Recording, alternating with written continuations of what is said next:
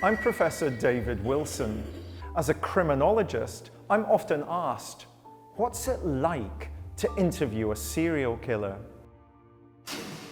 This is a tape-recorded interview. Date is 11/17/84. In this new series, I'm going to take you on a journey into the dark heart of the police interrogation room. Using cutting-edge lip-sync technology, we'll bring to life the actual taped confessions of some of the world's most notorious murderers. Put that pillowcase or whatever it was, a cushion cover over around. And bring you face to face with evil. Put her into the sleeping bag. No, I just slung it in the corner. And along with forensic psychologist Professor Michael Brooks, I will analyse their interviews in unparalleled detail. And while he was asleep, I put a noose around his neck. I throttled him with the noose and he hardly struggled. Like the police detectives who interviewed them, you'll experience firsthand their cold and calculating minds. I've never got on with my mum. I knew that she favoured my sister more than me. Their wicked words, now seen being spoken for the very first time, will never be forgotten. The Hawkins girl's head was severed and taken up the road about 25 to 50 yards.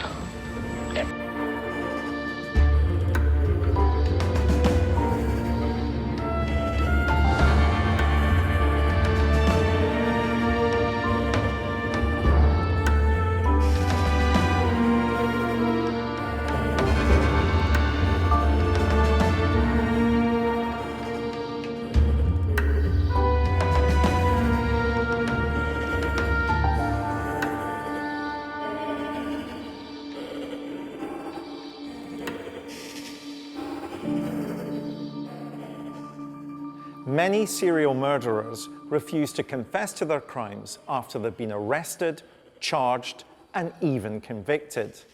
They believe their refusal to cooperate will in some way help to exonerate them.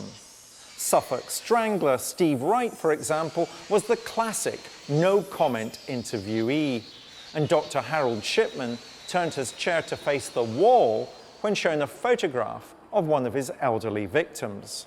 I call this type of killer the silent and uncommunicative. The serial killer whose confession we feature today originally behaved in this same way, claiming he was not guilty and offering no further information. He was a former soldier and then an unemployed drifter who tortured, robbed, and murdered 5 victims in Battersea, London.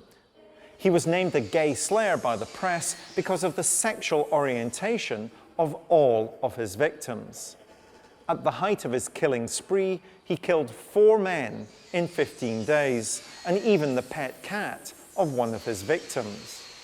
But after a month of silence, he confessed to the police, recounting his crimes in great detail. He claimed he killed to become a serial killer, as if this was an aspiration in itself. But did his real motivation for the murders actually mask a secret that he was unable to come to terms with? Who is he? Colin Ireland. In August 1993, 37-year-old Colin Ireland asked to speak to police detectives. He'd been held in custody for over a month, charged with the murder of 5 men. Up until this point, he had denied any involvement in the deaths.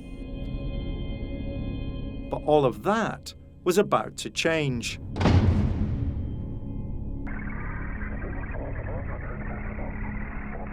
I wasn't forced to do this. In fact, when I was last interviewed by the police for 5 days, I said nothing on tape. I then spent a month in prison considering my mental state, my outlook on what had happened, and I probably didn't come to a final decision until maybe yesterday. I wanted to create a situation where I couldn't really back out of my decision. So I deliberately spoke to the prison officers regarding this. I said I was intending to change my plea to a plea of guilty. I think I should be placed in a position where I can no longer inflict harm upon others. Ireland's previous stubborn denials were about to give way to one of the most cold and clinical descriptions of serial murder ever recorded by the British police. While he was asleep, I put a noose around his neck. He barely came to. It was quite quick. I throttled him with the noose and he hardly struggled.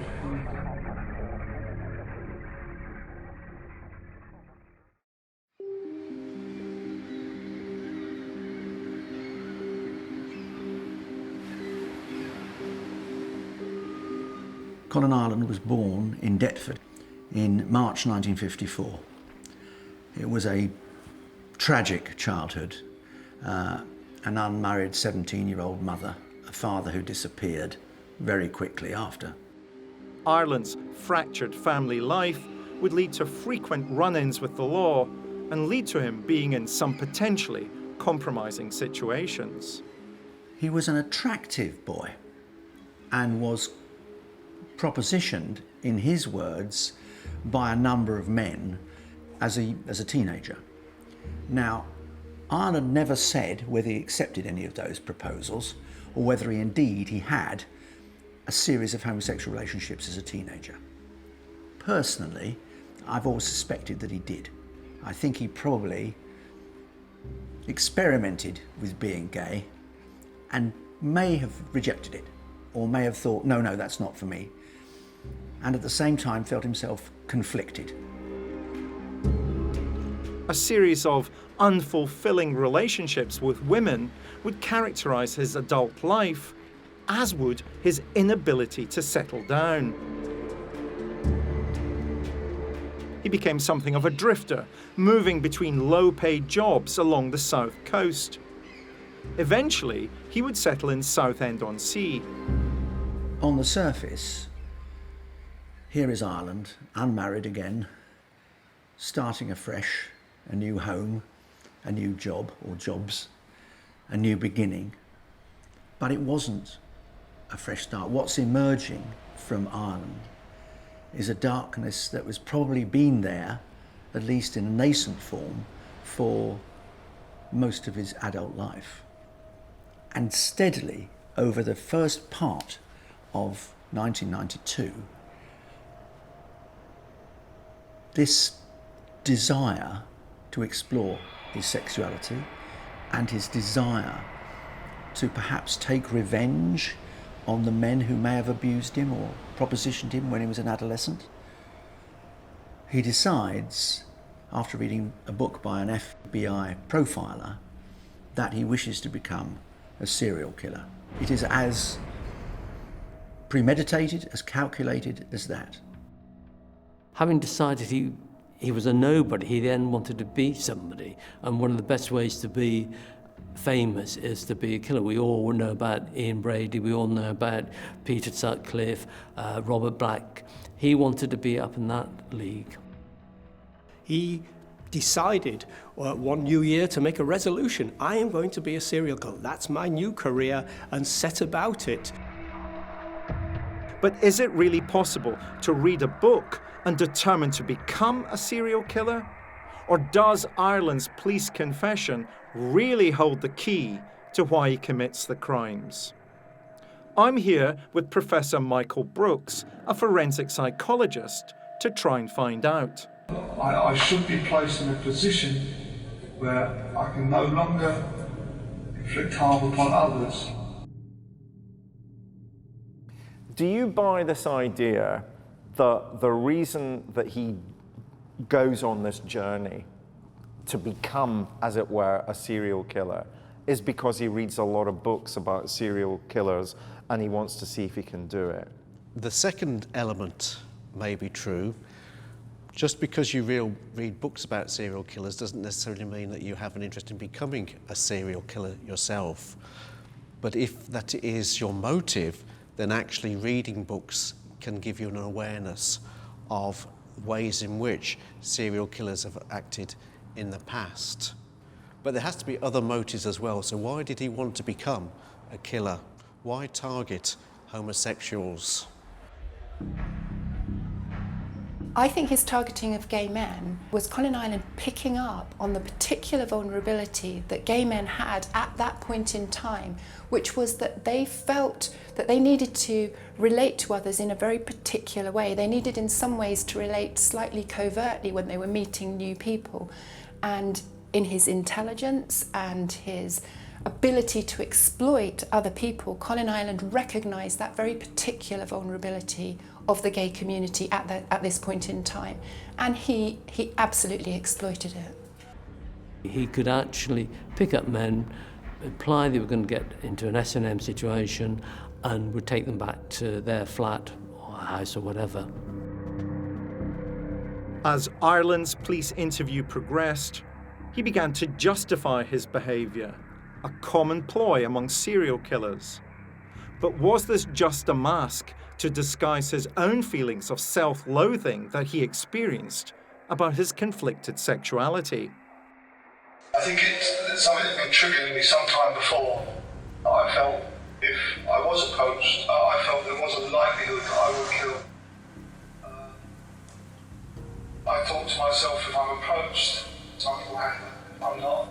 It would have been quite likely I would have gone on my way and maybe nothing would have happened. For me, there's a lot of victim blaming. Ireland seems to suggest he'd let the people live. If they didn't approach him, he would only target those who approached him. To what extent is that nonsense, Michael? He would always set out to kill. He may have set out to kill, but who was he going to target? And what he does is he reduces the chance of choosing an inappropriate victim or somebody who wasn't going to respond by not selecting those who didn't approach him. So he selected those who approached him because he became aware that these are the individuals who wanted to have a sadomasochistic relationship with him. So they were selecting themselves by approaching him in terms of his frame of reference. I can never get to the sense with Colin Ireland, is he himself gay?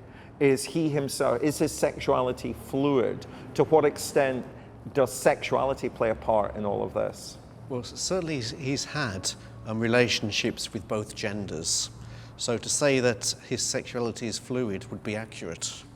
Individuals engage in sexual acts, and if they're gaining some form of sexual pleasure from those acts, then sexuality is one of the primary drivers. Let's do COD psychology for a minute, Michael. Is he killing himself by targeting gay men? That's just conjecture, and we don't know. Other reasons for conjecture may be actually sort of the element of disgust around that behaviour, which may be feeding in from society's views around gay activities and a certain amount of homophobia. So why is he targeting homosexual men as opposed to heterosexual women or gay women when he's in fluid sexual relationships? It's fairly complex as to whether Colin Ireland perhaps may have been gay himself, which he protests he isn't, and was this was some kind of smokescreen whereby he was being vehement. This was his way of engaging gay men and then clearing his conscience that no, he was a heterosexual. I killed that person. Ireland's claims to the police during the interview that he was homophobic and afraid of gay men didn't ring true. Equally, his claim that he targeted gay men to deliberately become a serial killer feels contrived. The police investigation had revealed that he was known to frequent gay bars long before the murders began.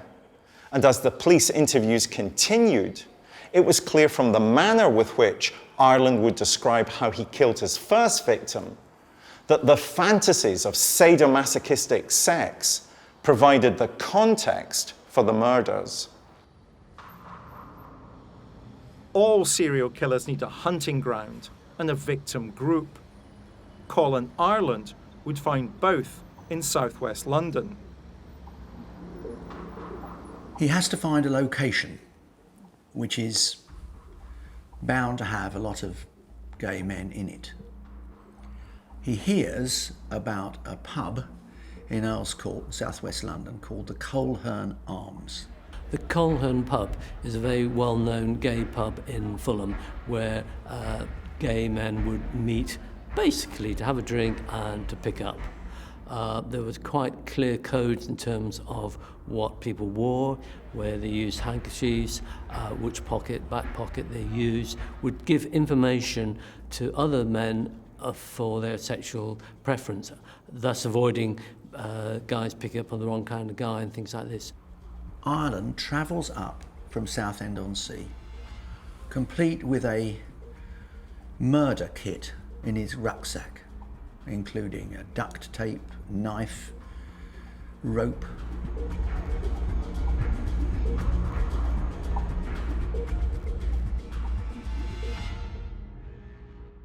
Ireland, by now, sort of tall, burly, bull-necked, cropped hair, presents, in that contemporary word, at the Colhern as someone interested in sadomasochist sex. He's effectively pimping himself as available to gay men, particularly gay men who want to be dominated. As detectives quizzed Ireland about his MO, he openly set the scene for how he would carry out all of the murders. He was just in there early evening, 5, 6 o'clock. And we got talking. I realised he was that tight. On the night in question, Ireland entered the Colhern and cruised the venue in search of his first victim. Ireland soon identified Peter Walker, a successful choreographer.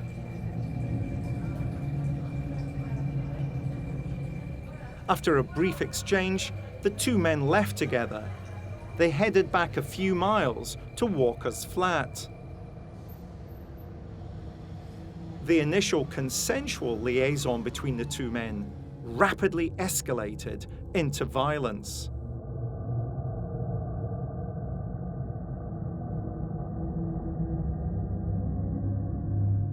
Ireland assaults Walker brutally, whips him with a dog lead, all manner of attack, which to some extent, it seems clear, Walker wanted.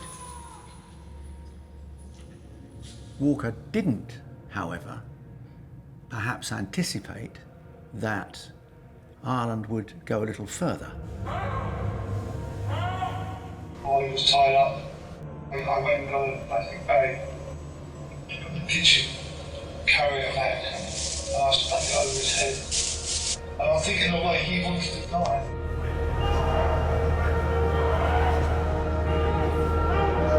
I think in a way he probably didn't even realise it, but I detected in him it's this lack of desire to carry on. And I think he knew he was going to die, and he was quite controlled about it.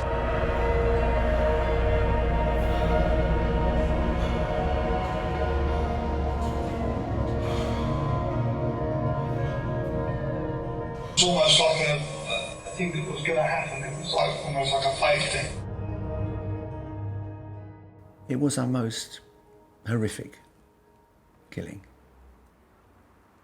But it got worse. Ireland burnt Walker's pubic hair because he said at the time to see what it smelt like. It was to become part of his signature in attacking gay men.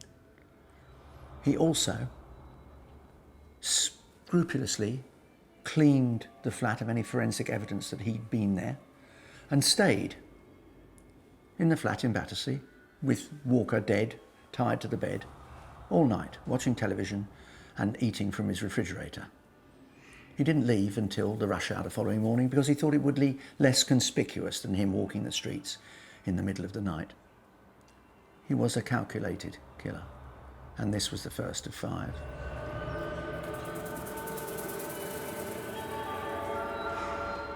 The day after he walks away from Peter Walker's flat in Battersea, he phones the Sun and confesses, "I've murdered a man." But he's very worried, he says, about the dogs because they're trapped in the lounge of the flat, and that's not fair.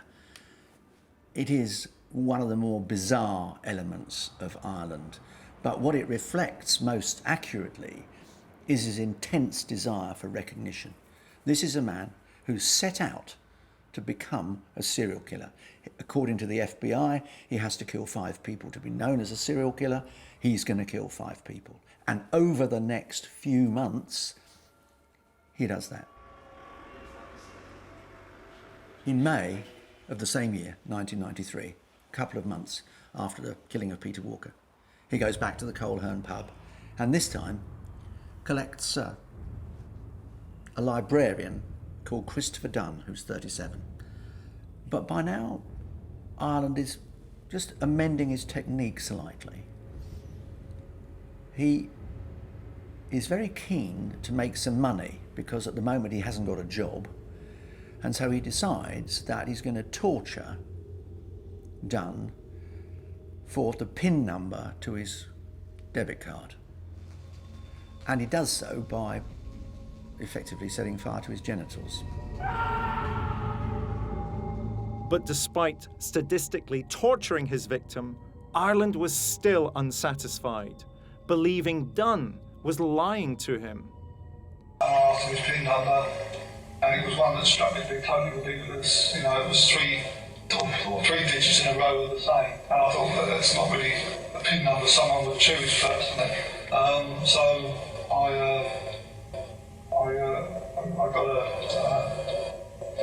got a lighter and I stuck the flame to his testicles. With Dunn by now dead on the bed, Ireland spent all night with the corpse.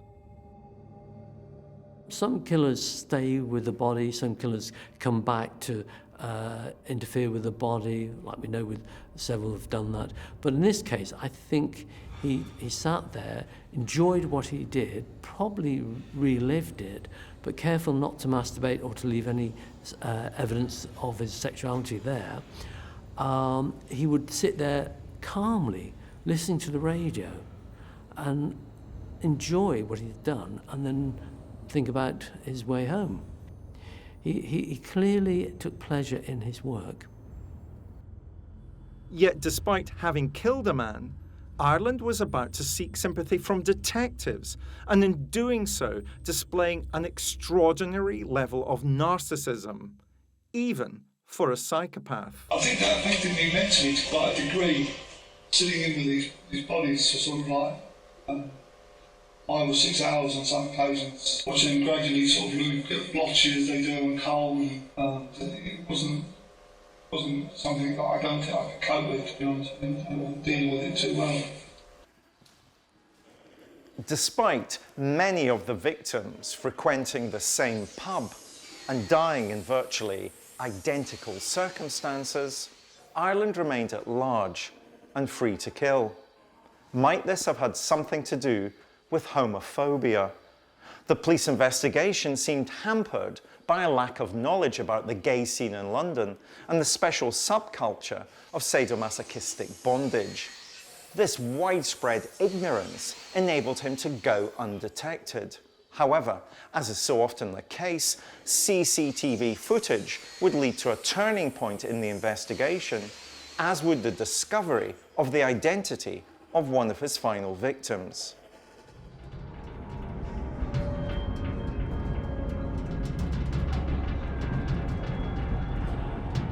By now, Ireland has very much got the taste for killing. Only a few days later, after the death of Dunn, he returns to the Colhern pub, this time collecting an American, Perry Bradley III. He was a businessman, he had a flat nearby in Kensington, and we went back to the flat. Bradley was none too keen to be tied up, which is what Ireland suggested. However, he was keen on the gay relationship, and so was finally persuaded, after Ireland had told him that he could not get aroused unless there were elements of bondage, that he was impossible, he couldn't get an erection. It may or may not have been true, but it certainly served to persuade Bradley to allow himself to be bound. I said to him, it's going to be a long night. I suggest you get some sleep if you can. And I just sat and listened to the radio, and we actually went to sleep.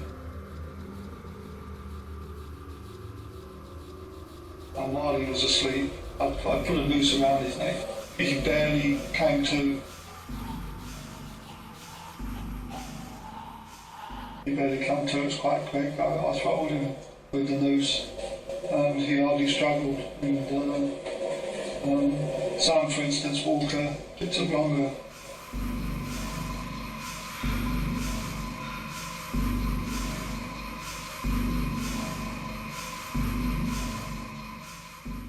Once again, he cleans the flat. Once again, he stays the night and walks out the following morning. The police discover Bradley's body relatively quickly. He was the son of an American senator, and he was not known to be gay. He was a closet gay, using a pub to pick up, but playing the role of a straight guy in business. He wasn't suspected at all of being involved in the gay murders. In fact, the police originally thought it was to do with the mafia, and he'd been killed for some financial reason. By now, Ireland is well and truly escalating, as the profilers call it. His blood is rushing through his veins. He is clearly desperate to kill again. Must have got some kind of fierce sexual kick out of both the killing itself and the possession of the body. Being with the body.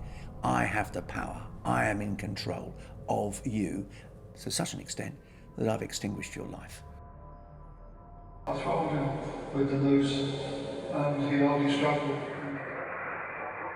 Despite our very different backgrounds and training in working with these men, the elements of sadism were quite clear, were they not?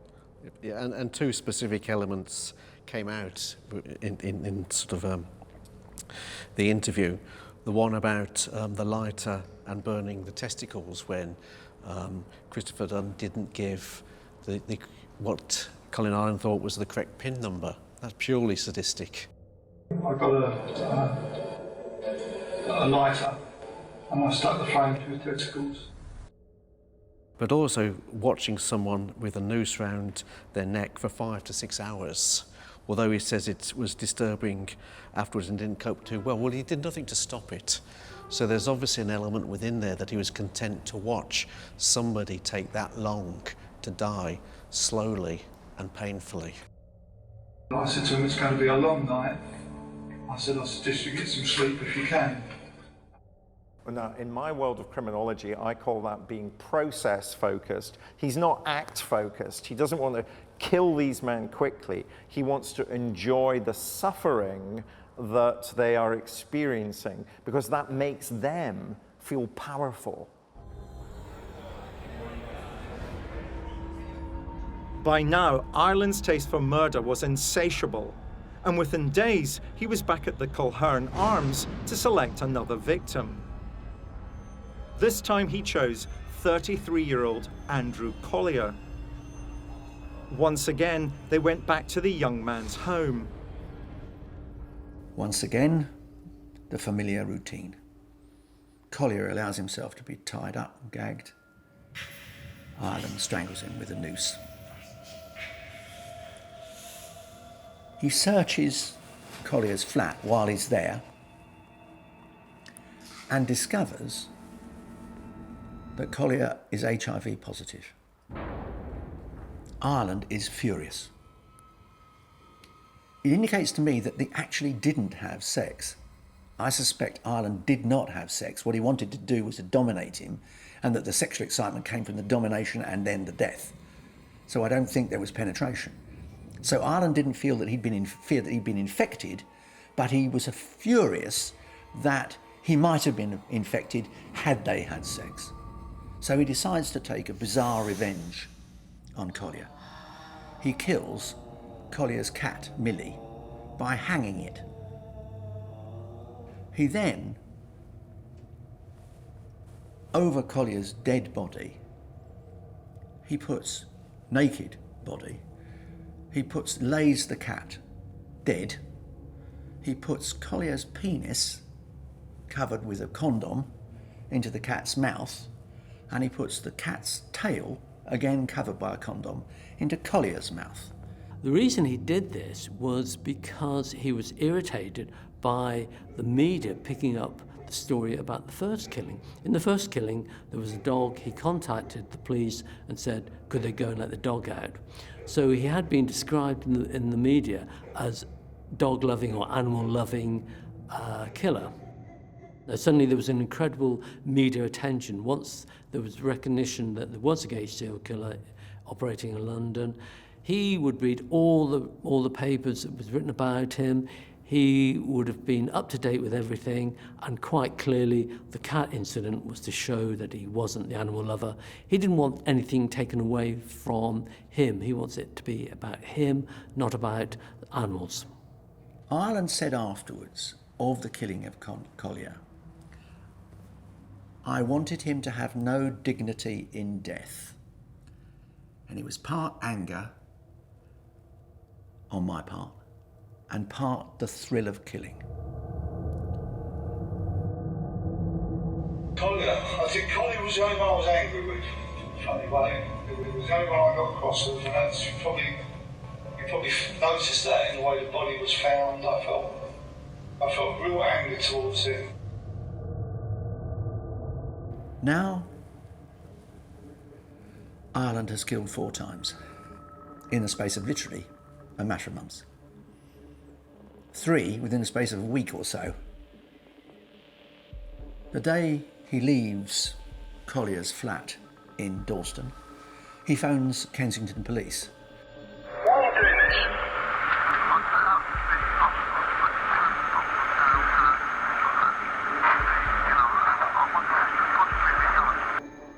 He told the officer in Kensington that if you don't stop me, it'll be 1 a week.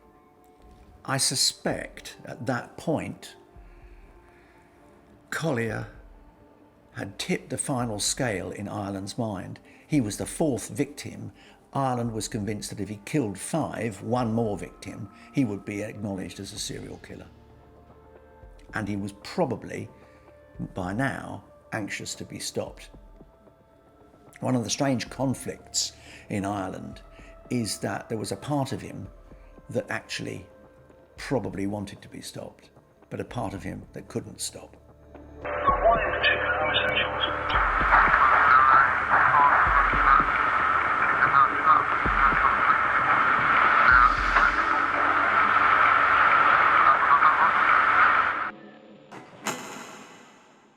And so on the 12th of June, just a few days later, once again, Ireland returns to the Colhern pub. Once again equipped with what he needs to kill.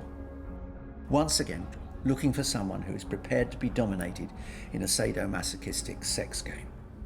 His 5th victim was the Maltese chef who dressed in leathers and was a typical kind of S&M stereotype image of a gay man. They went back to his place, but in the process they went on the tube and their picture was automatically picked up on CCTV. This time, however, when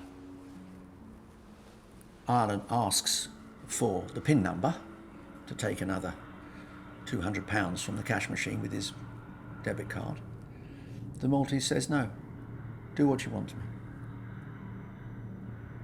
If you have to, just kill me. I think Ireland was genuinely taken aback. He later described the Maltese chef as incredibly brave. when he killed him, he set fire, or tried to set fire, to the flat to again change his MO, but also to get rid of any evidence that he may have left.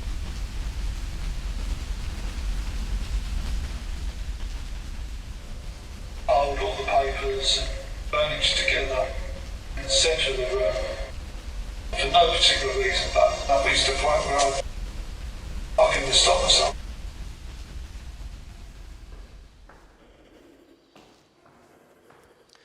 I believe the confessions of Colin Ireland clearly demonstrate a man at war with his own sexuality. A personal war that found expression in a series of murders within London's gay community, culminating with the tragic loss of 5 lives. His confessions show no remorse for what he had done, but they offer a fascinating resource for police officers and criminologists, because they clearly demonstrate how Ireland tried to justify and obfuscate his wicked behaviour. These techniques of neutralisation are frequently employed by serial killers when speaking to the police about their heinous crimes.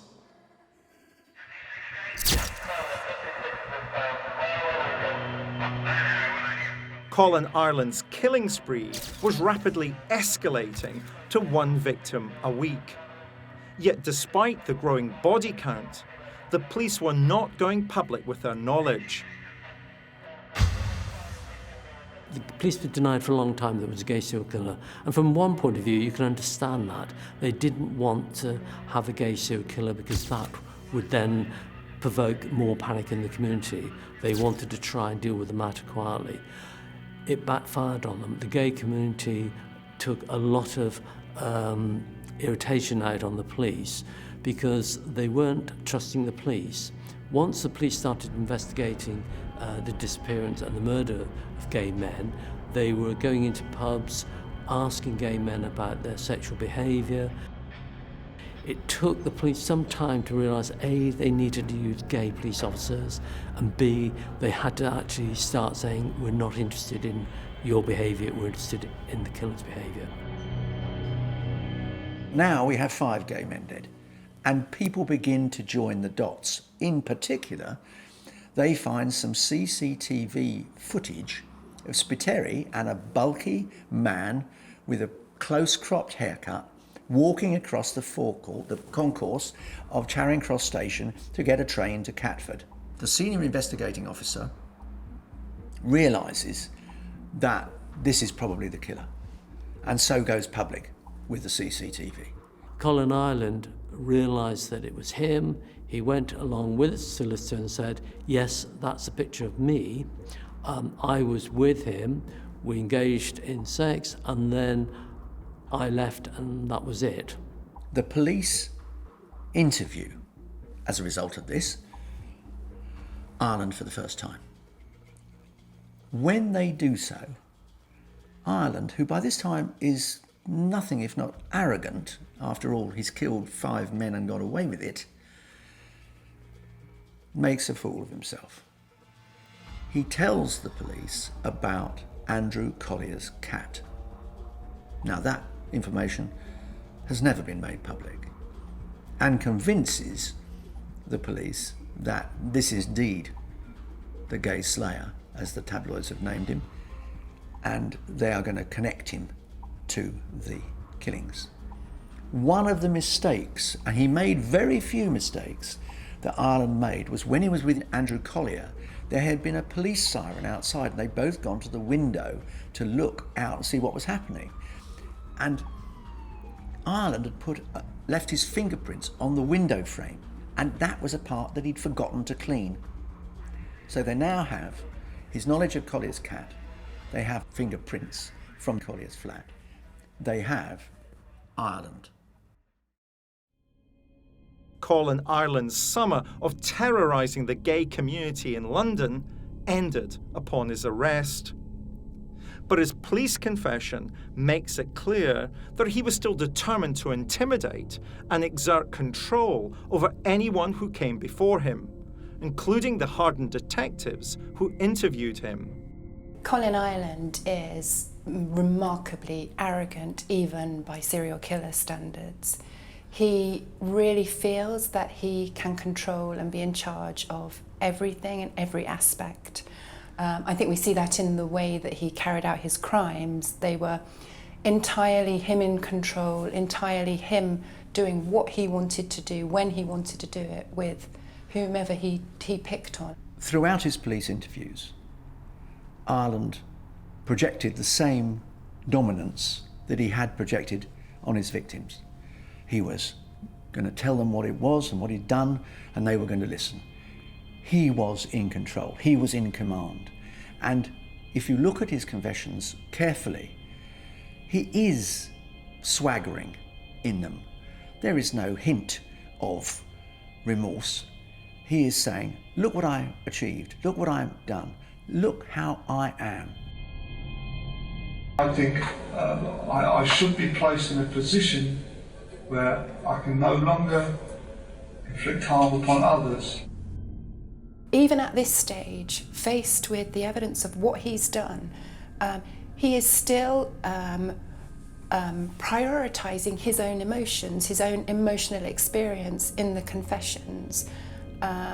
There's no awareness whatsoever of the evil that he has conducted. So we get him talking about feeling real anger. I felt real anger, being affected mentally, him being affected mentally by what he was doing, by having to stay in the same room as one of the bodies as the person started to blotch up and start to decompose. So we get him focusing on his own emotions, which in this situation, when he's confessing for what he's done to other people, is remarkable. It is almost impossible to underestimate the level of Ireland's conceit, nor the level of his disconnection from his conscience. At one point in his police interviews, for example, he insists that 60% of the time he's a perfectly reasonable human being. It is an extraordinary statement. It defies belief. I'm probably 60-70% quite a reasonable human being most of the time, but there is that side of my character that is negative. It's quite cold and calculating. There can be nothing reasonable about a man who ties up, binds and gags his victims and strangles them with a noose. That is not reasonable behaviour. Michael, why stop at 5? Why doesn't he go for victim 6, victim 7, victim 8? And I think that's a good question to ask. Sometimes offenders want to be caught in order to bring what they're doing to an end. Other times they want to continue. With talking to the police and engaging in them, there's an element that he wants to be caught, and one has to say, well, why? Yes, he goes into detail with each offender and can remember and wants it sort of recorded on record. This is what he's done. But it is always an interesting question. Why leave yourself open to a situation in which you can be caught? This wasn't a slip. So why did he go to the police? I don't think that is clear. And if we try to find a rationale for that, then we're just speculating. He's proud. He is actually proud of what he's done. He thinks he's managed to achieve a level of dominance, a level of freedom of expression of what he wanted to do to these people in a way that very few other people have the nerve to follow through on. So he's proud. That's why we get all the details that we get in his confession. Ireland died in 2013 at the age of 53. He was serving a full life tariff with no chance of parole. His bleak confessions continue to offer a fascinating resource for police officers and psychologists looking to understand how a serial killer with a mind barren of empathy thinks.